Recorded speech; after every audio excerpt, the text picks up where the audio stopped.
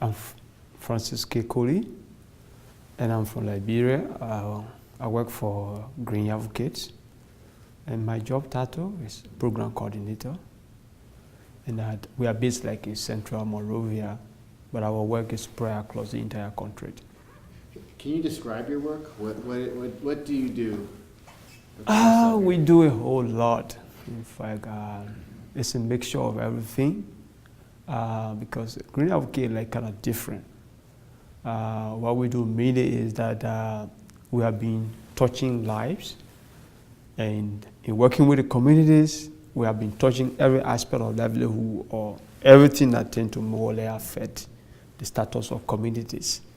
And so that like compared to add on to the program, add on new areas will involve because it will require renewed attention, and that is what we are actually doing. So it could be like we do some work on natural resource governance. It's a whole realm of activity there. How are the communities going to participate? They will need to understand the contracts signed in the extractive sector. If you don't understand that, you need to do the lobby so that those who should be able to provide some adjustments are also touched.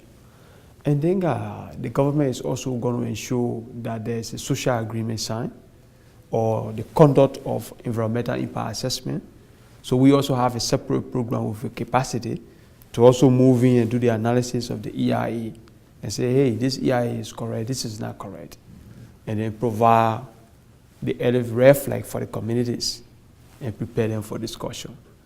Sometimes also we'll go into deepening community rights.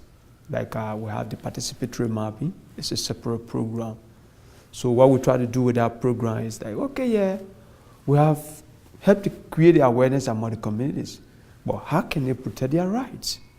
And so we are like working with them, produce a map of their resources, and that becomes a bargaining position.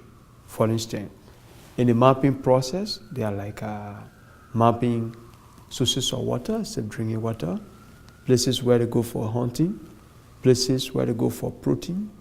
They are marking where they go to gather wildlife, walnuts and all of that. So it's a whole realm of activities, including where they practice their cultural stuff and all of that, where they do farming, And so if you look at that, it's huge.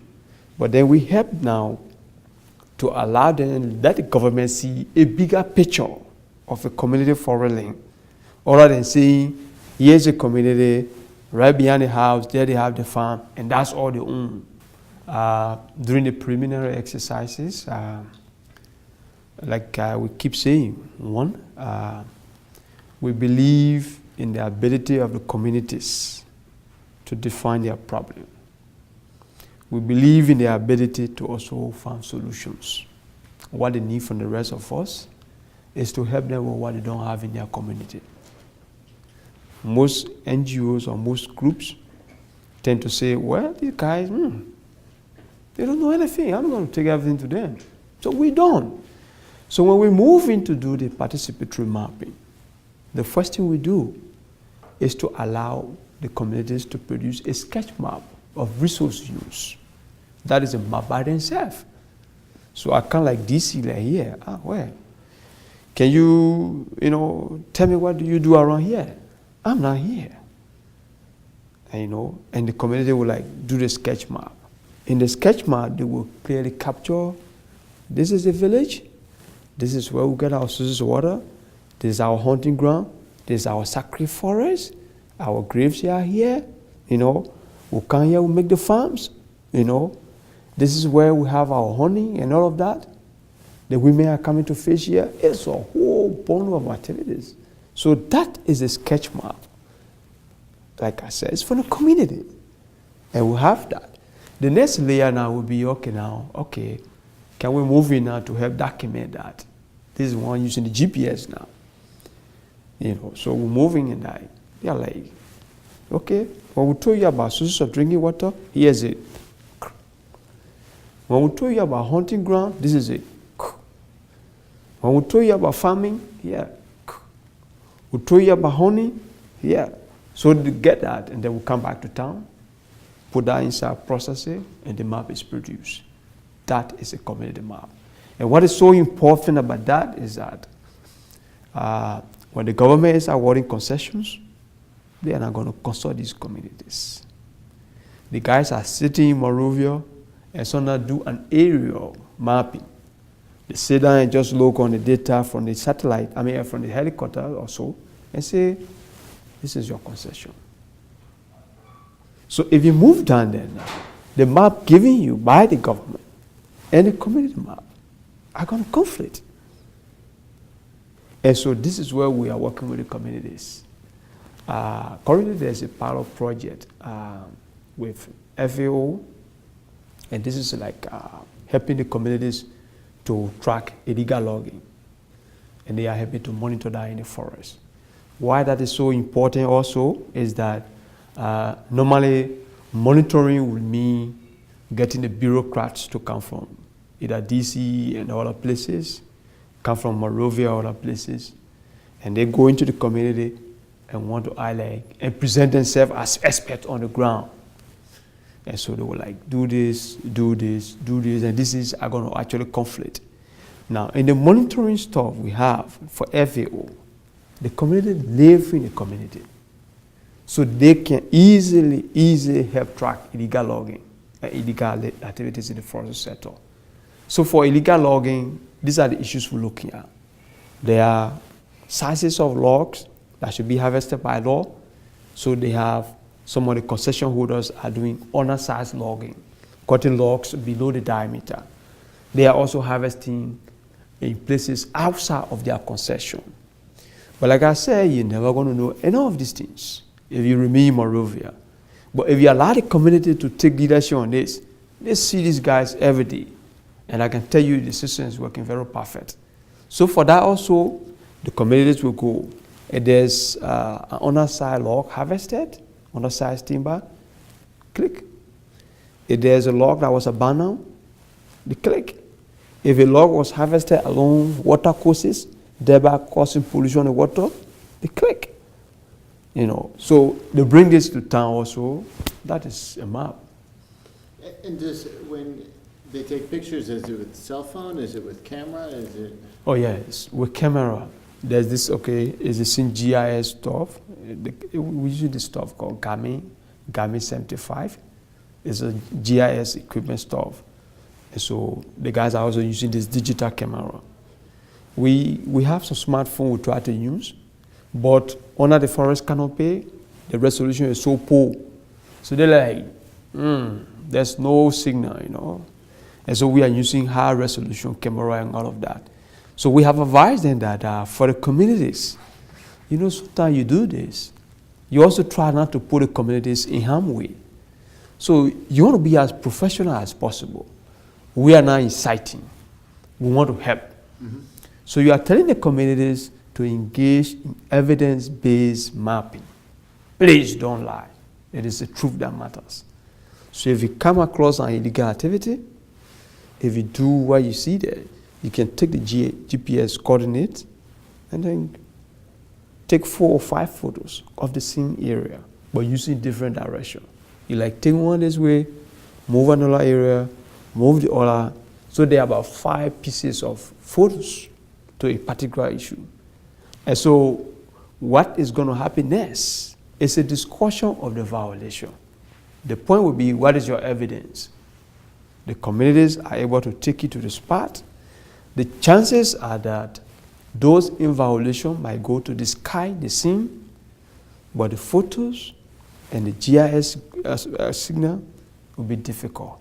Because if you move with the GIS stuff, it's going to take you to the identical spot. And it is possible that if anything was disguised in the surrounding, you can look and say, well, this place is not normal. This doesn't look like the other side. So something happened here. But then the photos are also there to show what is really happening. And I can tell you it's bringing impact because the concession holders are improving their relations. They're going back, cleaning up the mess in some of the places. For places where they talk about labor rights issues, they have gone by, they have constructed new structures. So, I mean, it's really having some impact. So, and then getting back to the community maps. Yeah. and the government maps. You have the community maps, it's basically their tenure, where their land. Yeah. Whether it's a map or whether it's a property document, how difficult is it to get the government to acknowledge that there are people living there? Like I said, the government in the desperate drive for economic recovery is dumping concessions on the communities. They don't care about what is going on. But they are only able to come back when the community decide to come back and say, we are challenging this. And that's why we keep saying that public awareness is also a fundamental human right. And most often we forget about that. People see a community struggling, they know they can help with awareness. Nobody wants to really help them. But for us as green advocates, part of the work we do is to move in and create this awareness. And so what we do is that if a particular concession has been awarded, the communities, like I said, are working on their maps. First, they live in the community. If a concession is awarded, they are come to tell us this concession violates our land rights. Meaning, these were initial farming areas for us.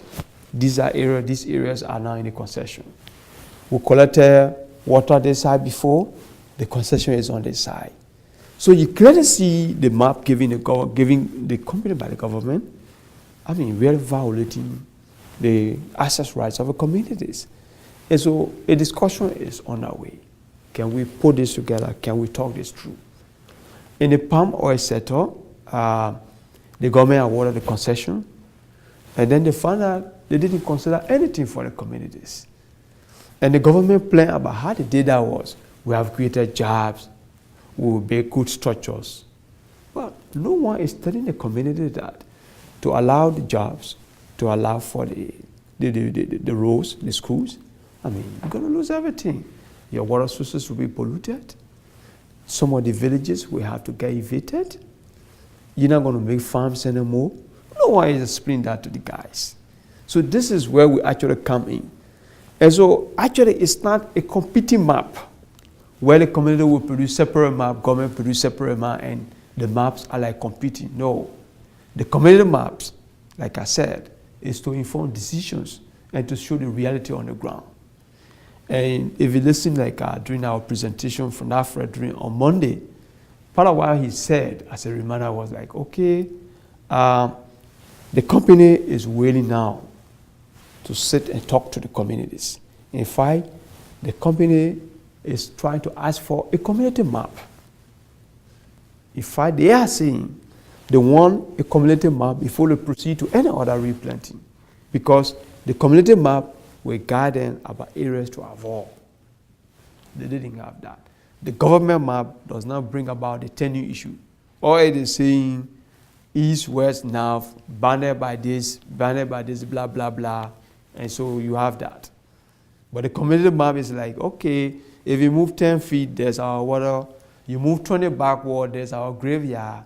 You move 15 feet, that's our farming ground. Something like that, So, yeah. In summary, what RRI did for Liberia is to take tenure and put that on the table. Tenure was never part of the discussion in the country before. So what RRI did was to introduce tenure with the Liberian coalition. So even when there you see the stages of the transformation and the transition in Liberia from the forestry reform law that was there in 2006, and when RRI arrived, like 2008, when we started actual work, the first one was to write a comprehensive community rights law. So that came out of the forestry reform law that said that to treat community participation in the forestry sector require a separate document, a separate law. And so RRI really deepened that. And then we went for that. And we produced a community rights law, quite comprehensive. But then during the passage and all of that, we didn't have all of what we want there, even up to now. But at least there's something we have started with. There's also the issue of land issue. We didn't have a separate commission looking at that. But from the work with the RRI, the Liberian coalition also work today. There's a land commission in Liberia looking separately at land-related matters. And so the whole issue about tenure and where do we place customary rights to tenure, I mean, these are issues the land commission is also addressing. There are also small-scale enterprises, and how do we protect them? Like the small chainsaw producers, like we call them pit sawyers. The guys before RRI, they were nobody. In fact, they call them necessary evil, meaning you are having them because you need to, but you don't really need these guys around. And they were charging them with destroying the forest and all of that, unproductive activities and all of that. When RRI came, we did the study, there was a different picture. It even showed that these guys have a model that people needed to go for. They went for a model that is almost like what is coming out, FPIC. That is, the pit sawyers will move to the community, do initial consultation, and ask for a space to invest. We felt that was beyond anything. I mean, it was conflict-free. They're going to meet you, talk to you, there's a decision, show where the guy is going to harvest his timber, the guy is harvesting this timber, while harvesting the timber, the payment and the benefit streams are addressed. You are going to accept the communities, you accept the pit sawyers, but there's a decision about what they will do for you. The guys will harvest the timber, leave some of the planks on the ground, also leave money on the ground. Next to that, they are also building the capacity of the other local community members, bring them in and give them apprenticeship to be able to practice chainsaw logging. And so, with that kind of funding, there was a discussion back and forth. Then the Forestry Development Authority, the guys in charge of forestry, then they formally recognized the pit sawyers. So after recognizing them, we felt it was a small-scale enterprise. The next thing was, can we work with these guys for best practices? So we know they have minimum forest disturbance and minimum impact on the forest, but it's important to work on recovery method, and to work on other aspects of the activity so that it is in our international best practice. So through RRI, the pit sawyers, Better Place, the government invited them, they participated in the negotiations of the VPA. The guys are done with that. They got a small grant from the European Union to improve their practices. That was huge for us. So in a way, I would say in summary, with RRI, who are difficulties? So RRI really impact is huge. Yeah. It's huge. Okay. Yeah. So there might be other activity like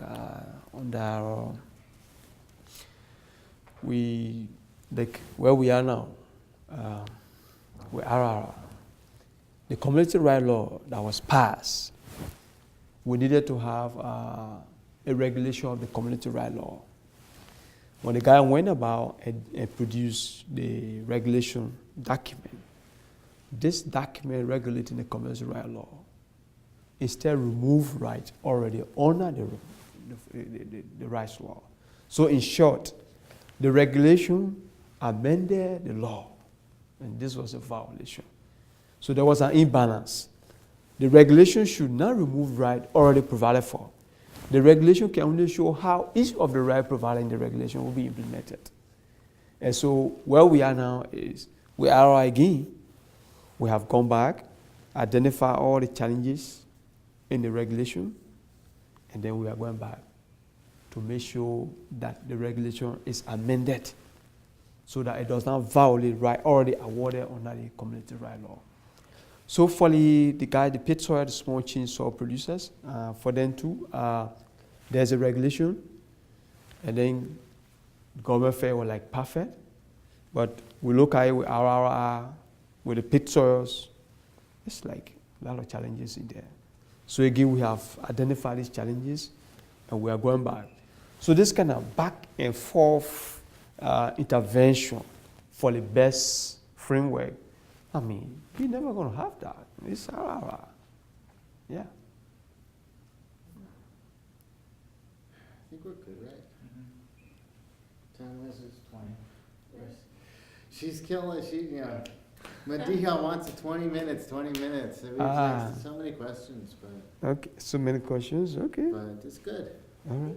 Yeah. I think it's good. If we could just to record it, Yeah. Do we have your permission to use this to promote RRI? Oh, free? Perfect. We need this, yeah. People need to know what RRI is doing, and Yeah.